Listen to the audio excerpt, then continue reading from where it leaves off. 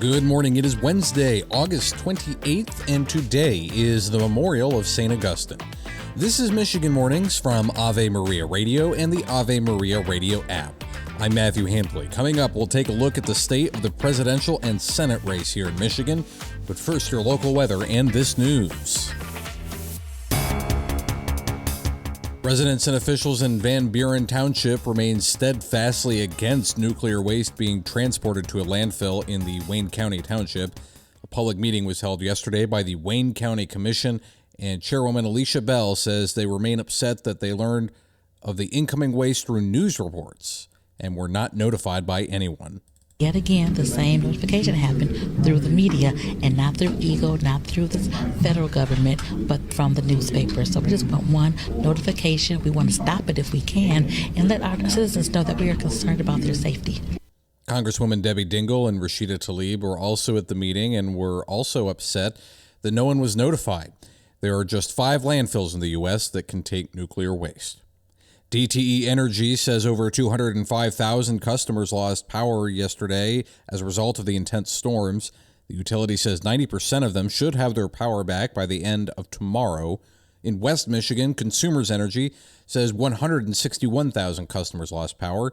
Both utilities are urging people to stay at least 25 feet away from any downed power line or anything touching a downed wire.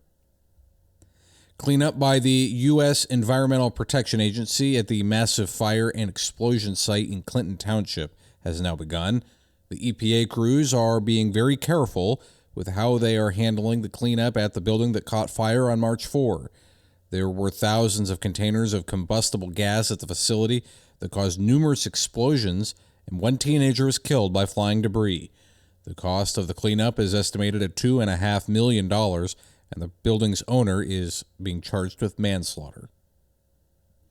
And Project Greenlight in Detroit has now grown to include 1,000 businesses. Mayor Mike Duggan and Police Chief James White held a celebration for the effort yesterday, with Duggan saying he never thought he'd see that many locations taking part.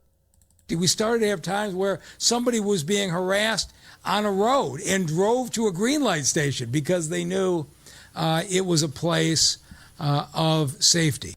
The businesses need to install quality lighting and high-definition cameras to allow Detroit police to have access to the cameras in real time. It costs $2,000 a year, and convenience store owner Cal Hanawa says it's well worth it. If someone's giving us a problem inside the store, we call, they come right away, It helps a lot. Again, that's over 1,000 businesses now participating in Project Greenlight in Detroit. You're listening to Michigan Mornings from Ave Maria Radio and streaming anywhere you go with the free Ave Maria Radio app. Coming up, we'll take a look at the state of the 2024 presidential and Senate election, but your local weather is coming up next. Now this.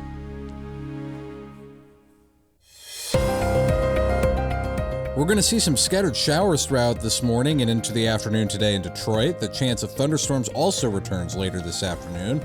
Our high will be around 86. Tonight, the storm should clear out of the area by 9 p.m., and our low will dip to 67. Tomorrow will be mostly cloudy with temperatures around 80. Friday, we'll have a chance of thunderstorms in the afternoon. Highs will be in the upper 80s. And Saturday will be mostly sunny with temperatures in the lower 80s. A culture of life is like a bright city on a hill. Just as people in 1890 might have had difficulty imagining today's cities, so it may be today in imagining a culture of life. But it starts with more than imagination. It starts with the moral commitment to offer the highest regard to the gift of God hidden within each human life. Let's become the culture of life.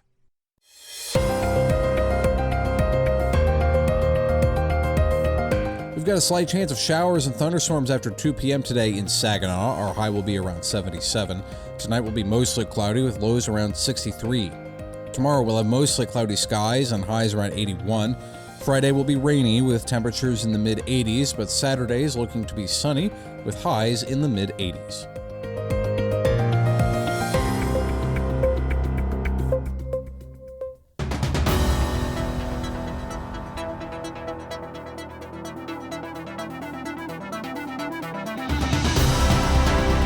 Welcome back to Michigan Mornings. I'm Matthew Handley. Let's take a look at what is going on in the presidential and Senate election here in Michigan.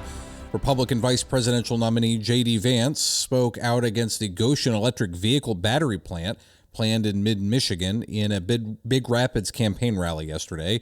He linked the company to the Chinese Communist Party and says the factory will be a threat to America's national security.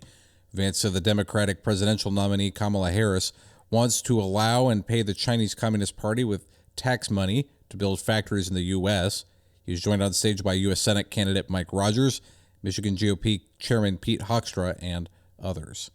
The public will not be allowed to attend a speech by former President Trump tomorrow in Potterville. The Michigan Republican Party says it's a messaging event in the small town outside Lansing. Trump's visit to Howell this month was also closed to the public.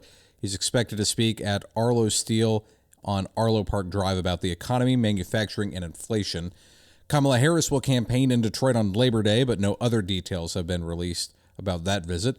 The latest Decision Desk HQ average of polls has Harris with a 2.5-point lead over Trump in Michigan.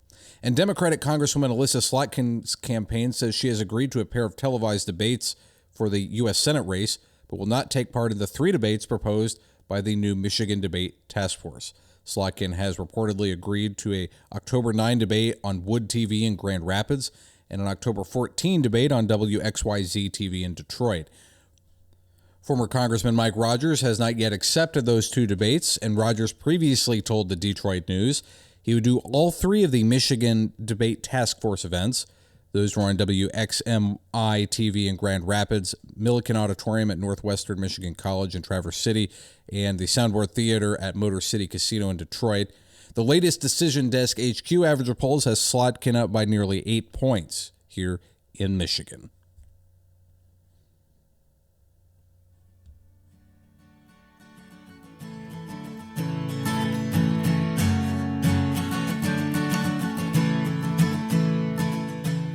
St. Augustine says, accordingly, I looked for a way to gain the strength I needed to enjoy God, but I did not find it until I embraced the mediator between God and man, the man Christ Jesus.